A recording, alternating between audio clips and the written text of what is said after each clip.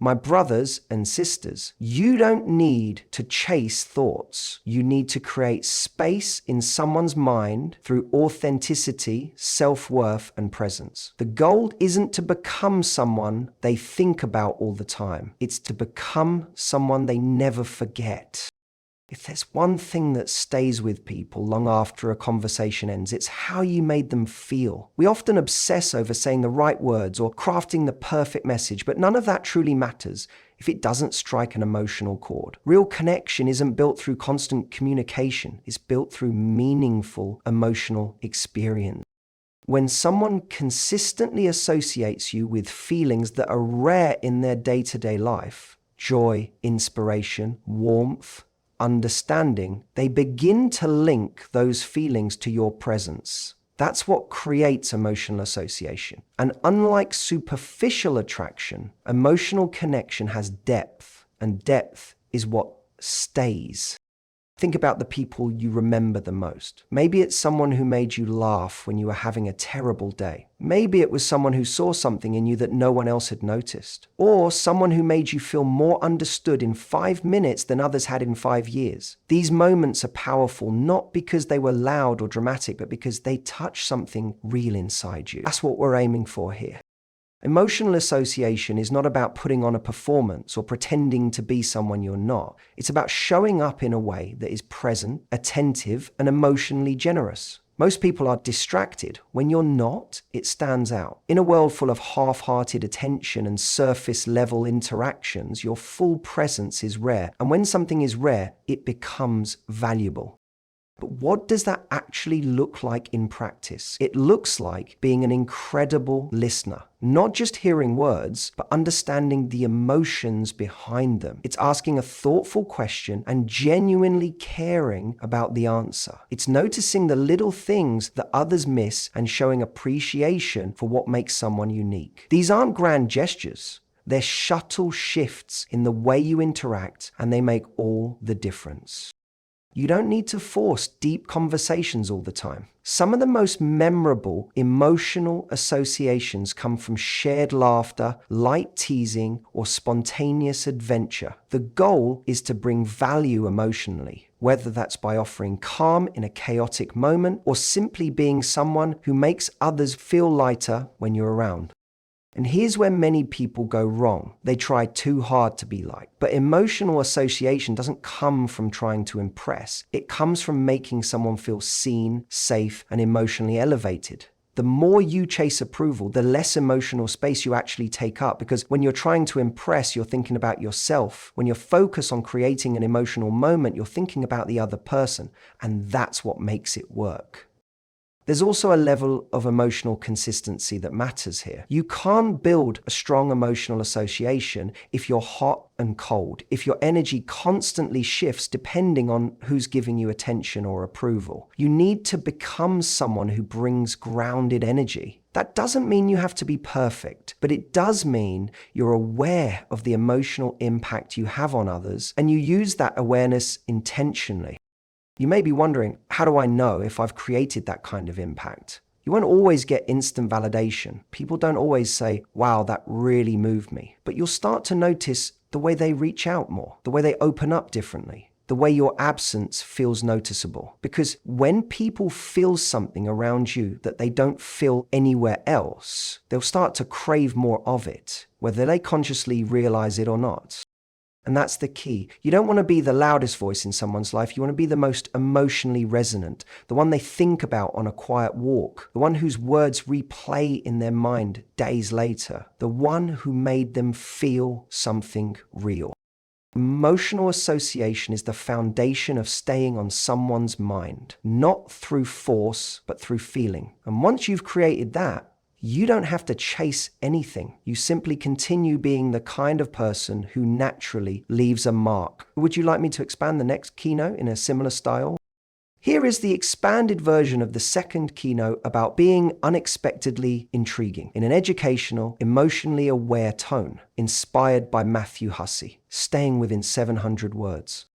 There's a misconception that being attractive is all about looking a certain way, saying the right things, or playing games. But the truth is, long-term fascination comes from something deeper than surface-level appeal. It comes from intrigue, the sense that there is more to discover, that someone carries layers, depth, and a spark of unpredictability that keeps you mentally engaged. That's where real connection is formed, and it's where lasting attention is earned. Being intriguing isn't about being fake mysterious for the sake of it, or holding back as a manipulation tactic. It's about being someone who has a world of their own, a life, a story, passions, and perspectives that are uniquely yours. And not all of it is available on demand. People should feel that there's something compelling about you, but also that there's more they haven't quite figured out yet.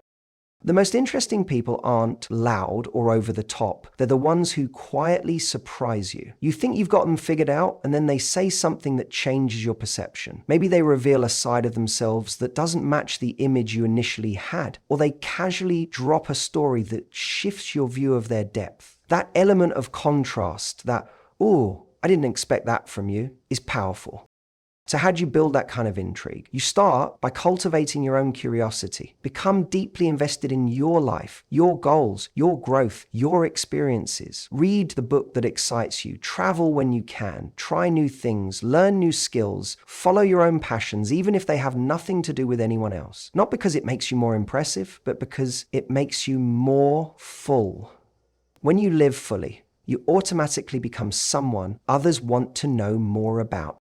We make ourselves small to fit what we think someone else wants. We hide our weirdness, our quirks, the things that make us different because we think it'll scare people off. But ironically, it's those very things that make you memorable. No one is intrigued by someone who's always agreeable, predictable, or only reflects what others expect. People are drawn to complexity, to someone who owns their contradictions and isn't afraid to show different dimensions of themselves. It also means knowing when not to overshare. Sometimes we're so eager to connect that we pour everything out all at once. Our history, our pain, our insecurities, our dreams, before we've even earned the emotional intimacy to support that level of sharing. While honesty is important, intrigue is built when you reveal parts of yourself with intention. Let people earn access to your inner world. Let them get to know you through layers, not a download. The key is to be expressive, but not exhausting. You can be open, warm, and real, and still hold a bit back. That pause, that curiosity you leave behind, makes people lean in a little more. It makes them want to discover the next layer of you. And each time they do, you've added another thread to the connection. Being intriguingly unexpected also means occasionally defying expectations. You don't always respond the same way others do. You have your own opinions, your own style, your own sense of humor. You're not trying to be different, you just are. Because you're not filtering yourself through a lens of constant approval seeking. And that self-assurance, that's magnetic. The less you try to stand out, and the more you commit to being deeply and unapologetically you, the more naturally you stand out. People are saturated with copy-paste personalities, with conversations that lack soul, with interactions that feel transactional. When you break that pattern, when you speak with thought, when you bring originality into your presence, you create a ripple. People notice, and more importantly, they remember. Being intriguing isn't about creating a version of yourself for others to be fascinated by. It's about fully embodying who you are, being passionate about it, and allowing others to be curious enough to want to learn more. When someone feels like they've only scratched the surface with you, they'll keep coming back, not because you're withholding, but because you're evolving. And when someone feels like they're still discovering you, you stay in their mind long after you've left the room. Would you like me to expand the third keynote as well? Here's the expanded version of the third keynote on strategic absence, written in a grounded educational tone with the emotional depth and clarity you'd expect from Matthew Hussey's coaching style, and staying within 700 words. One of the most misunderstood dynamics in connection is the power of absence. We live in a world that glorifies constant availability, where people believe the more present you are in someone's life, the more likely they are to value you. But the truth is, being around all the time doesn't automatically make you more valued. In fact, in many cases, it has the opposite effect. The more someone feels your presence without interruption, the more they may begin to take it for granted. That's why strategic absence isn't about playing games. It's about creating space for desire to grow. There's something deeply human about not appreciating what's always within reach. It's not because people are careless or cruel. It's simply how our brains work. We become desensitized to the familiar. When something is always there, the urgency to appreciate it, reflect on it, or even fully engage with it diminishes. But when something is momentarily unavailable, it forces a kind of emotional reckoning. Do I miss this? Do I notice it's gone? Do I feel the difference when it's not here? That gap, when handled consciously, is where interest, curiosity, and even longing can take root. Strategic absence doesn't mean disappearing to manipulate someone's emotions. It's not about going cold to provoke a reaction. It's about being intentional with your presence. When you're there, be fully there. Be warm, connected, present, generous. Let people feel the richness of who you are. But then step back, not in anger, not in silence, not in punishment. Just confidently live your life without making yourself constantly accessible. Let your space speak for you.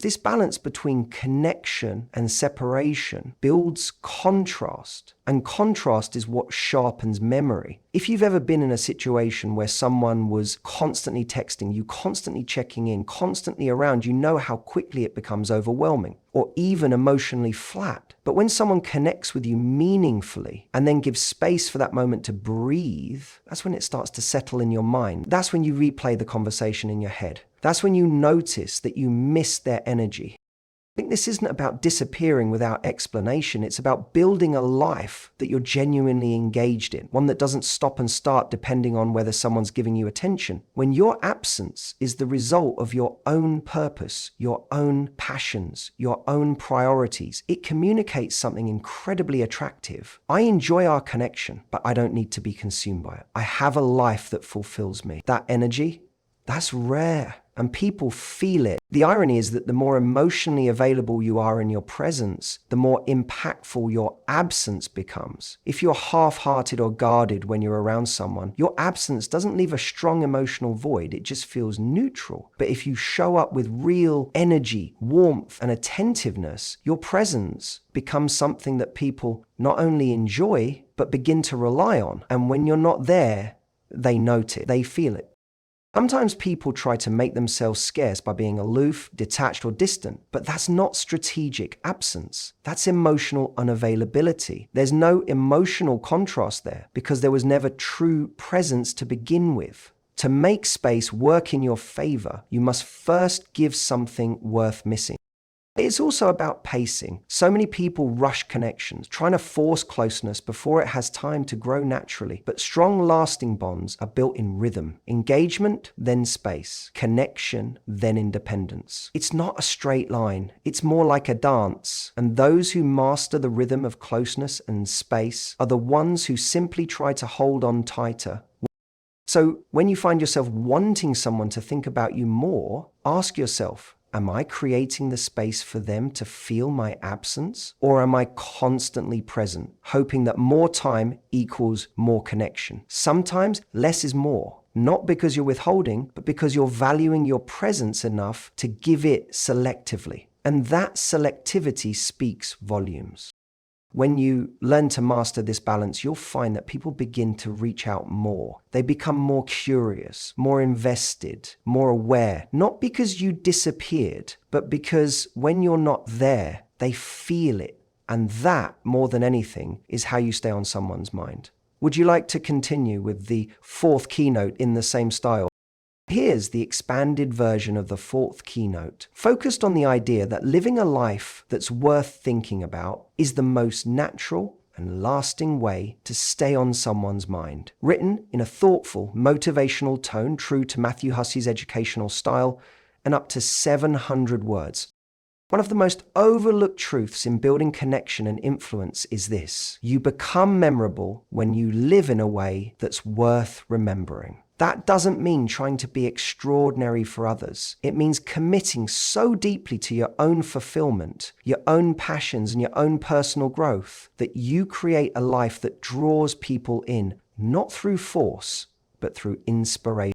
When someone is deeply engaged in their own life, it shows. There's a spark in their eyes. There's movement in their days. There's a purpose, a rhythm, a quiet confidence that radiates from them without needing to be announced. And people can't help but notice, because in a world where so many people are on autopilot, someone who's fully alive stands out. The reason this matters is simple. We think most about the people who stir something inside us, and nothing stirs the human spirit more than someone who's walking boldly in the direction of their potential. It's not about being loud or busy or constantly achieving. It's about being aligned, clear on what matters to you, and actively living in a way that reflects that. That kind of presence sticks with people. A lot of us try to be memorable by trying harder to be liked. We overextend ourselves. We show up constantly. We say what we think others want to hear. But here's the thing. The people who truly stay on someone's mind aren't the ones who try to fit in. They're the ones who make others stop and think. They challenge the norm simply by being authentic. And authenticity is magnetic. How do you create a life that becomes unforgettable to others? Start by being deeply curious about what lights you up. What makes you feel expansive? What have you always wanted to try, explore, learn, or create, but maybe held back because it wasn't cool or didn't fit the mold? When you begin to chase those things, not for applause, but for fulfillment, you naturally develop depth. And that depth is what makes people curious about you, drawn to you, and more likely to remember you long after you've left the room. When someone watches you light up while talking about something you love, whether it's music, science, art, fitness, design, nature, or a personal project, you're not just sharing facts, you're sharing energy. And people feel that. It cuts through the noise because it's rare. Most people talk about what they're supposed to care about. Few talk about what they actually care about with that level of passion and ownership. It's not just about hobbies either. It's about mindset. Are you growing? Are you investing in yourself? Are you working towards something that scares you a little but excites you a lot? When someone senses that you're on a journey, that you're not standing still, that you're constantly expanding who you are and how you live, they naturally want to keep watching. They want to be part of your story because your story is going somewhere. And here's the beautiful irony. The more you become the center of your own world, the more people want to orbit around you. When you stop chasing attention and start chasing purpose, attention finds you, not because you asked for it, but because your energy speaks louder than any strategy ever could. It's also about emotional responsibility. When you're living a life that's meaningful to you, you stop needing other people to validate you. You don't crumble when someone doesn't reply or panic when you're not the center of their world because you already are the center of your own. That kind of emotional independence is not only powerful, it's incredibly attractive. One of the simplest but most effective forms of contrast is lightness. So many people carry the weight of stress, pressure, and responsibility on their shoulders all day. When you can be someone who brings laughter, levity, or a little escape from all of that, even for 5 minutes, you become a breath of fresh air, and people always remember who made them feel light.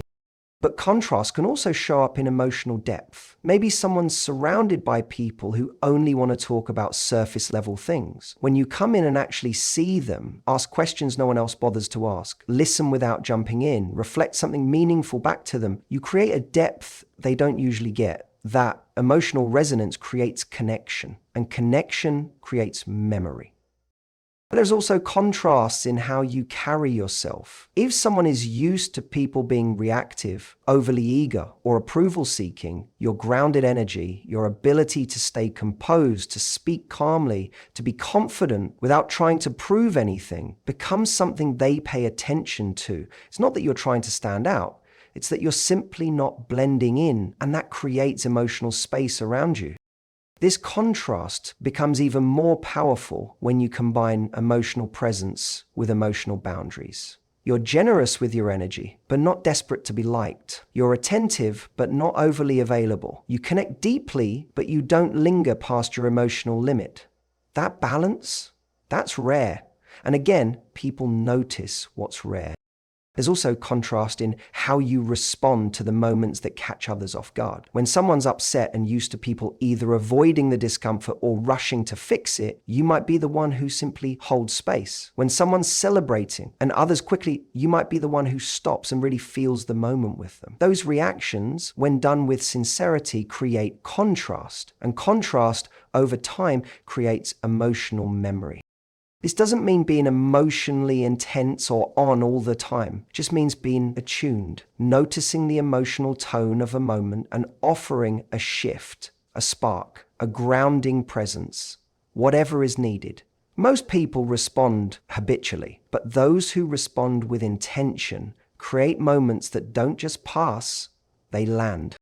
And when someone has a moment that lands deeply, they go back to it. In quiet moments, in reflection, they remember what was said, but more than that, they remember what was felt. So if you want to live in someone's mind, don't try to be loud. Don't try to be more. Just be different in the right way. Be the contrast to what they're used to. Be the reminder that emotion is still possible. Be the presence that quietly but powerfully changes the tone of their day. Because the moment you make someone feel something real, something rare, that's the moment you stop being forgettable. Would you like me to compile all 5 keynote expansions into one cohesive speech or help with anything else? Absolutely. Here's a powerful and emotionally grounded conclusion to the entire speech, staying aligned with the educational and emotionally intelligent tone inspired by Matthew Hussey. At the heart of everything we've explored, whether it's cultivating depth, being intriguingly unexpected, creating space with intention, living a rich and fulfilling life, or offering emotional contrast, there's one central truth. Being unforgettable isn't about chasing attention. It's about becoming someone so aligned with who they are that their presence naturally lingers. You don't have to force yourself into someone's thoughts. You don't have to bend, shrink, or overextend to be worthy of notice. The more you embody your value, the more others will feel it, even when you're not around. You become unforgettable, not by clinging, but by standing strong in your self-worth and letting others experience the richness of who you are in doses they'll want to return to. Let them feel your presence. Let them notice your absence. Let them be intrigued by your depth, moved by your energy, and impacted by the life you're building. When you live like that, you don't just take up space in someone's day. You live rent-free in their mind and quietly echo in their memory. You don't need to do more. You just need to be more of you, more expressed, more intentional, more alive. That's what makes them think about you non-stop.